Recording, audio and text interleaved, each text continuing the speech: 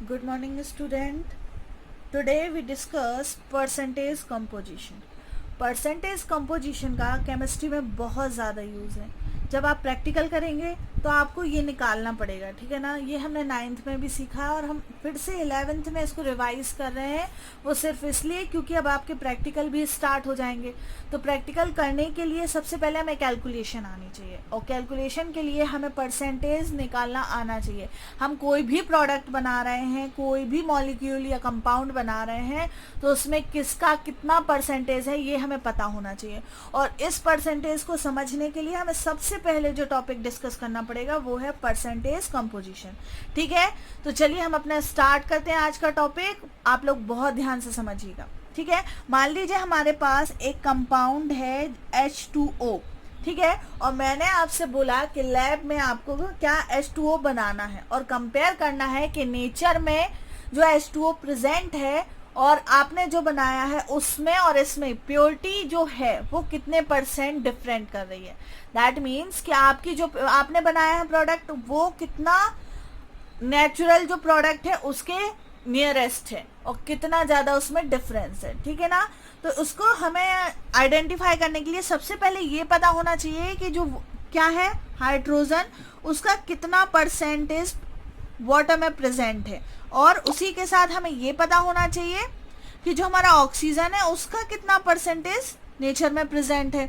ठीक है, नेचर में प्रेजेंट हो या फिर हम लेबोरेटरी में बना रहे हैं, पर अगर हमें सबसे पहले क्या है वो मॉलिक्यूल जो हमें गिवन है उसका हमें सबसे पहले ये पता होना चाहिए कि उसमें जितने भी हमारे एलिमेंट्स कंटेन है उनका % क्या है. अगर आपको ये पता चल गया तो आप इजीली फॉर्म कर लेंगे उसे लैब में, और नहीं पता चला तो फिर आपको डाउट आएगा कि कैसे करना है.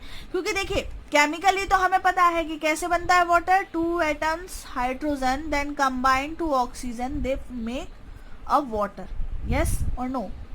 यस, हमें पता है ये बात, हमें कुछ नया तो नहीं है. पर केमिकली अगर आप देखिए, हमने आपको मोल कॉन्सेप्ट क्लियर किया है, तो आप प्रीवियस क्लास को अगर आपने पढ़ा है तो आप इजीली एक बात का आंसर दीजिए, क्या केमिकली यहाँ पे इसको लैब में बनाना पॉसिबल है? मैं आपसे कहूँ कि सिर्फ 2 एटम लीजिए हाइड्रोजन के, तो क्या आप ले पाएंगे? कल ही मैंने आपको ये समझाया है वीडियो में, हमने लास्ट वीडियो में ये डिस्कस किया है कि एटम्स को काउंट करना, एवोगैड्रो नंबर को काउंट करना, 1 मोल को काउंट करना, इट्स सो डिफिकल्ट. तो हम कैसे करेंगे फिर इसको, ठीक है ना. तो हम अगर आपसे कहें कि 2 एटम्स ले आओ, इट्स इजी कि आप 2 एटम्स किसके, हाइड्रोजन के ले आओ और ऑक्सीजन के ले आओ, और क्या है अब वाटर फॉर्म कर दो.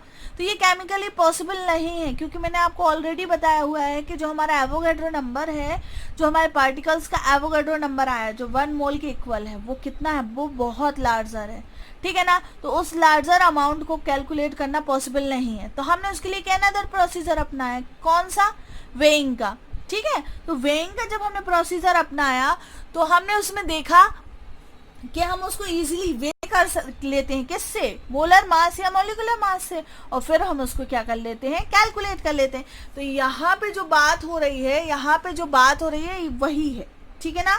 अब देखिए यहाँ पे अगर हमें वे पता है तो भी हम उसका क्या निकाल सकते हैं, % और अगर हमें नहीं पता है तो भी हम निकाल सकते हैं. कैसे, आइए समझते हैं. ठीक है, तो देखिए हमने अगर एग्जाम्पल लिया वाटर का, हम इसी को करते हैं. अब वाटर का फर्स्टली देखिए, अगर हमें क्या निकालना है, हमें परसेंटेज कंपोजिशन निकालना है, तो हमें एलिमेंट का पहले पता होना चाहिए परसेंटेज कैसा होता है. तो देखिए हम एक फॉर्मूला बता देते हैं आपको, वो फॉर्मूला आपको लर्न करके रखना है, ठीक है ना. तो क्या होता है परसेंटेज ऑफ एलिमेंट, कैसे आप निकाल सकते हैं, ठीक है ना. मतलब इस कंपाउंड में जो ये एलिमेंट्स हैं इनका आप परसेंटेज निकाल लेंगे तो आपको ऑटोमेटिकली पता चल जाएगा कि वाटर में हाइड्रोजन और ऑक्सीजन का कितना कितना % है, और उस % से आप वेट निकाल लेंगे, और वेट को आप क्या करेंगे, मेजर करके वाटर बना लेंगे. It's so easy. तो उसके लिए एक फॉर्मूला है, weight of element. Yes, weight of element is equal number of mole या पार्टिकल, ठीक है, नंबर ऑफ मोल या पार्टिकल इनटू मोलर मास और एटॉमिक मास. ठीक है, molar mass and atomic mass divided by जो टोटल मास है, जो टोटल मॉलिक्यूलर मास है जो हमारा कंपाउंड है, total molecular mass of compound. ठीक है, अब हमारा कंपाउंड क्या है, H2O। तो फर्स्टली हम क्या करेंगे, H2O का मॉलिक्यूलर मास या मोलर मास निकालेंगे तो कितना आएगा, हमने ये प्रीवियस क्लास में भी सीखा और 9 से करते आ रहे हैं, तो इट्स सो इजी। तो देखिए यहाँ पे हाइड्रोजन के कितने एटम प्रेजेंट है, यस, तो यहाँ पे हाइड्रोजन के 2 एटम प्रेजेंट है, तो क्या करेंगे 2 इंटू मल्टीप्लाई। अब हाइड्रोजन का क्या है, मोलर मास कितना है 1, ये हमने पढ़ा है, तो हम उसको कर देंगे। और फिर मैंने क्या लिखा है, मोलर मास, देखिए नंबर ऑफ मोल्स या पार्टिकल्स, तो कितने थे नंबर ऑफ मोल्स 2। फिर हमने बोला है, क्या बोला है हमने, मोलर मास और एटॉमिक मास, दैट मीन्स हम यहाँ पे ले लेंगे क्या, हम यहाँ पे ले लेंगे 1। फिर इसके बाद total molecular mass of compound. अब मॉलिक्यूलर मास कैसे हमने निकाला है, टोटल मतलब आपको दोनों का, तो मतलब 2 इंटू 1 प्लस 16 किसका, इसका, तो मॉलिक्यूलर मास हमारा कितना आता है, देख लेते हैं 18। ये हमने प्रीवियस क्लास में भी निकालना सीखा है। H2O का जो मॉलिक्यूलर मास है वो 80 AMU है। ठीक है, तो ये हमने निकाल लिया। इसके बाद हमने फॉर्मूले में पुट किया, तो टोटल नंबर ऑफ मोल्स या पार्टिकल पूछे तो वो लिख दिया हमने, और उसके बाद मोलर मास जो हमारा था, तो कितना है इसका, हाइड्रोजन का एटॉमिक मास कितना है या मोलर मास 1। फिर उसको डिवाइड करना है total molecular mass of compound से, तो वो कितना है, वो है 18। ठीक है, अब यहाँ पे एक बात ध्यान रखिएगा कि हम निकाल रहे हैं परसेंटेज। हम क्या निकाल रहे हैं, परसेंटेज, तो यहाँ पे 100 से मल्टीप्लाई करना पड़ेगा। All concepts of percentage depend on 100। ठीक है ना, तो हम जब भी कोई परसेंटेज वाला कॉन्सेप्ट पढ़ते हैं, चाहे मैथ्स में पढ़े या केमिस्ट्री में, तो हमें उसमें 100 का यूज करना होता है। ठीक है ना, तो मैंने भी यहाँ किया है। चलिए अब हम इसको कर लेते हैं, 2 डिवाइडेड बाई 80 इंटू 100। अब बताइए कितना आएगा इसका आंसर, यस 2 9 और 9 से हम इसको करेंगे तो कितना आ जाएगा, यस 11.1 परसेंटेज। ये हमारा आ गया किसका, परसेंटेज ऑफ हाइड्रोजन, किसका आ गया, परसेंटेज ऑफ हाइड्रोजन। ठीक है, चलिए अब हम देख लेते हैं जो हमारा नेक्स्ट है। अब नेक्स्ट हमारा क्या बचा, हमारा देखिए हाइड्रोजन के बाद बचा ऑक्सीजन, तो अब हम ऑक्सीजन का देखते हैं। ठीक है, ऑक्सीजन में हम देख लें percentage of oxygen.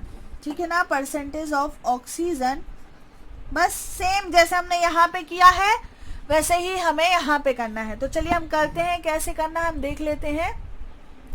Okay, number of moles कितने हैं यहाँ पे, 1 है। वाटर में ऑक्सीजन के कितने मोल्स या पार्टिकल्स प्रेजेंट है या एटम्स, 1, तो यहाँ पे कुछ नहीं 1। और हमारा जो मोलर मास या एटॉमिक मास है वो ऑक्सीजन का कितना है, 16, यस, तो हमने लिख दिया। फिर हमारा टोटल मॉलिक्यूलर मास जो कंपाउंड का आया था वो कितना था, यस 18, तो हम इस सबको किससे मल्टीप्लाई कर देंगे, 100 से। ठीक है, तो हमारा परसेंटेज आ जाएगा। ओके, परसेंटेज आ जाएगा। तो हमने क्या किया, हमने यहाँ पे देखा, एक मिनट, हमने यहाँ पे देखा कि हमने टोटल जो मॉलिक्यूलर मास है उससे हमने किसको डिवाइड कर दिया, इसको। तो अब देखिए, अब यहाँ पे करिए तो हमारा आ गया 16/18 डिवाइडेड बाय 100। ठीक है, तो हम कट कर देंगे, 9 और 2 9 2 8 और 9 से हम इसको कर देंगे तो ये फिर से आ जाएगा 1.1। ठीक है ना, तो अब हम देख लेंगे कि हमारा ये कितना आ रहा है, यस कितना आ रहा है हमारा, ये हमारा आ रहा है ये 88.9, यस और नो, कितना आ रहा है 88.9। ठीक है, चलिए एक एग्जांपल और करते हैं हम इसका। ठीक है, सेम इसी तरीके से है, और फिर हम आपको इसका असाइनमेंट देंगे, आपको वो करना है। ठीक है, चलिए तो हम करते हैं एक क्वेश्चन और, आप सब लिखिएगा क्वेश्चंस, मैं यहाँ डायरेक्ट करती हूँ। Find the composition, find the percentage composition of all the elements present in CaCO3। Okay, ये सेकेंड एग्जाम्पल है हमारा। ठीक है, तो अब हमें सबसे पहले क्या पता होना चाहिए, देखो हमें पहले इस पूरे कंपाउंड का मोलर मास पता होना चाहिए, तो मॉलिक्यूलर मास हमें पता होना चाहिए, तो हम पहले वो निकाल लेते हैं। तो कैल्शियम का क्या होता है, यस 40, और हमारे कार्बन का होता है 12, और ऑक्सीजन का हमें पता ही है 16, बट यहाँ पे ऑक्सीजन के 3 आइटम्स प्रेजेंट है, इसलिए इसको 3 से मल्टीप्लाई करना पड़ेगा। तो हमारे पास जो वैल्यू आ जाएगी 40 प्लस 12 प्लस 48, तो समथिंग ये बन रहा है आपका यस 100। तो देखिए जो हमारा मॉलिक्यूलर मास है जो कंपाउंड का आया है वो कितना आया है, वो आया है 100, ठीक है ना। तो अब देखिए अब हम इसका परसेंटेज कंपोजिशन निकालेंगे। तो परसेंटेज कंपोजिशन ऑफ कैल्शियम तो कैसे निकालेंगे, सबसे पहले कैल्शियम का एक ही है यहाँ पे एटम प्रेजेंट, यस। फिर हम क्या करेंगे, उसके एटॉमिक मास से उसको मल्टीप्लाई कर देंगे और डिवाइड कर देंगे मोलर मास से, तो ये आ गया 40%, ठीक है। इसी तरीके से हम क्या करेंगे, इसी तरीके से हम निकालेंगे परसेंटेज ऑफ कार्बन, ठीक है। तो हम कंपोजिशन ऑफ परसेंटेज जब निकालेंगे कार्बन का, तो वो बस हमें सेम थिंग जो हमने फॉर्मूला अपनाया वही करना होगा। तो हमारे पास यहाँ पे CaCO3 में हमारे पास कार्बन के कितने एटम प्रेजेंट है 1, तो हम उसका मल्टीप्लाई कर देंगे। देन कार्बन का जो मोलर मास या एटॉमिक मास होता है वो है 12, और जो हमारे कंपाउंड का मोलिकुलर मास है वो आया है 100, ठीक है ना। और मैंने आपको पहले ही क्लियर किया था कि जब परसेंटेज के कॉन्सेप्ट होते हैं, हम यहाँ पे क्या निकाल रहे हैं, परसेंटेज कंपोजिशन, क्या निकाल रहे हैं, परसेंटेज कंपोजिशन। तब हमें क्या करना पड़ता है, 100 से मल्टीप्लाई करना पड़ता है। तो हम यहाँ पे देखिए 100 से 100 कट हो गया, तो क्या बचा 12%। इसी तरीके से हम परसेंटेज ऑफ ऑक्सीजन निकालेंगे, ओके। तो हमारे पास अब ऑक्सीजन के कितने एटम प्रेजेंट है, यस हमारे पास 3 एटम प्रेजेंट है। हम उसको किससे मल्टीप्लाई कर देंगे, मोलर मास ऑफ ऑक्सीजन कितना होता है 16, यस। फिर हम इसको क्या करेंगे, 100 मतलब जो हमारा टोटल कंपाउंड का जो मोलर मास है उससे डिवाइड करेंगे और मल्टीप्लाई कर देंगे हम इसको 100 से। यहाँ पे भी वही होगा, 16 3 जा 48, यस, और 100 से 100 कट हो जाएगा, तो क्या आ जाएगा हमारा आंसर, हमारा आंसर आ जाएगा 48%, ओके। तो इस तरीके से हम किसी भी कंपाउंड के परसेंटेज कंपोजिशन फाइंड कर सकते हैं और उनको इजीली समझ सकते हैं कि वो कितने प्योर हैं कितने प्योर नहीं है, ठीक है ना। तो इस तरीके से आपको भी अपनी बुक में जितने भी एग्जाम्पल्स दिए हैं वो करने हैं और समझना है इनको, ठीक है ना। सभी को परसेंटेज कंपोजिशन निकालना आना चाहिए, क्योंकि जब भी हम लैब जाएंगे ये आपको करना पड़ेगा, तो वहां पर हम नहीं बताएंगे आपको खुद से करना होगा, ठीक है ना। तो इसलिए आप इस कॉन्सेप्ट को बहुत अच्छे से समझें और इसको करने की कोशिश करें। इससे रिलेटेड क्वेश्चंस मैं आपको असाइनमेंट में दूंगी, तो आपको वो भी करने, ओके। Thank you student.